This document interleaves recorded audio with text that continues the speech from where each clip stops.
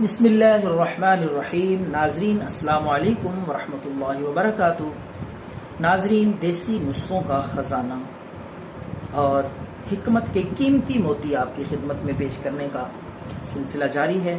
آج کی چھوٹی سی مختصر ویڈیو میں خارش، چنبل ہاتھوں میں، سر میں، یہ ایسی نامراد بیماری ہے، باڈی کے جلد کے کسی حصے پہ بھی، پاؤں پہ بھی بن جائے تو بڑی تکلیف دہ اور موسی مرض ہے، جان ہی نہیں چھوڑتی۔ تو آج ہم چنبل اور خارش کا علاج بتانے جا رہے ہیں آپ کو اس ویڈیو میں۔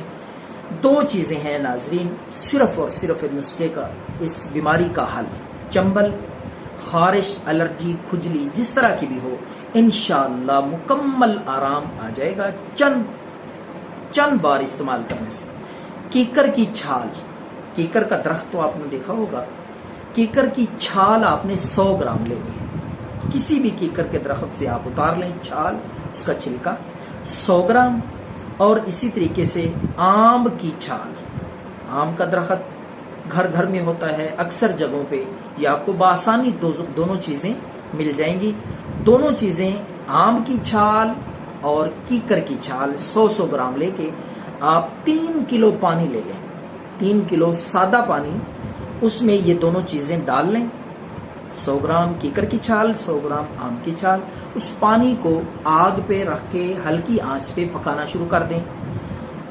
3 کلو پانی جب آدھا کلو رہ جائے، یعنی اتنا جلانا ہے، اتنا اس کو پکانا ہے کہ پانی صرف آدھا کلو رہ جائے۔ جب پانی آدھا کلو رہ جائے تو اس کو اتار لیں، کپڑے کے ساتھ چھان لیں، پن لیں اور کچرا پھینک دیں۔ یہ آپ کا پانی خارش، الرجی اور خاص کر چنبل کے لیے اکسیر کا درجہ رکھتا ہے۔